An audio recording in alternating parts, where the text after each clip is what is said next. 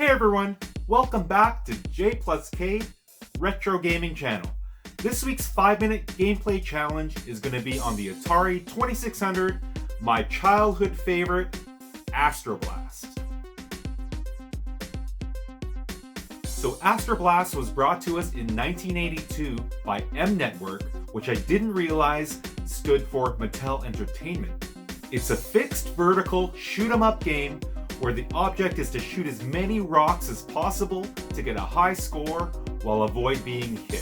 So this is another one of those Atari 2600 games where there's no end. So there's no levels, you just have to play continuously, try to survive, and try to score the highest possible number of points. It's also one of those rare Atari 2600 games which allows you to use either the paddle or the joystick. So I really think this game was designed to be played with the paddles. I think you get more control, but I don't have any paddles, so I'm just gonna have to make do with the joystick. So as I mentioned, this was one of my favorite games growing up. I spent hours and hours playing this game. It was one of those games that was kind of a discount game. I remember the box it came in, just the generic black box with the blue writing, and the cartridges were shaped a little bit differently than the old rectangular square Atari or Activision ones. They were shaped like this. So unfortunately, I do not have my original Astroblast game, so today I'll be playing it on my Flashback Gold system. And I was actually thinking of picking up a copy of the game just for nostalgic purposes. It's pretty cheap, you can pick one up for about $5 or less. So I am interested to see if this game lives up to my fond memories of playing it as a child. So let's see if Astroblast can pass the 5-minute challenge.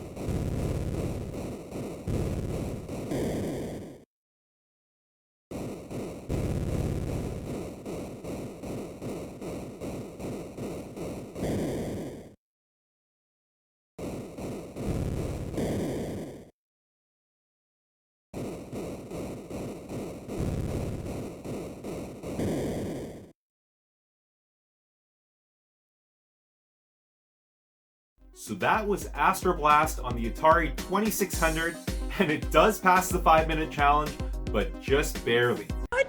So obviously I had more fun playing this as a kid, but I don't know if it's because I was using a joystick this time and I had paddles back in the day. And I went back and I did find some old paddles that I had, but as I fear they are broken. Not sure if you can hear that. I might open them up and see if I can repair them, but the paddles did not work. I had to use the joystick, which I'll get into later. Kind of dampened the experience a little bit. So let's get on to the ratings, the audio and music.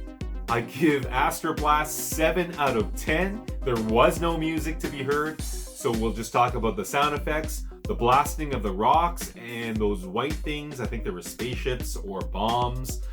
Those were pretty cool. Also the laser sound. So you can either use the button mashing technique or just the rapid fire. And the rapid fire is definitely a technique that I think needs to be used in this game. But when you use rapid fire, all you hear is that laser sound over and over again, which sometimes in 2600 games can get annoying, but actually it didn't annoy me too much. I don't know, let me know in the comments what you guys thought. Did the game, hearing that sound for like 5 minutes, annoy you?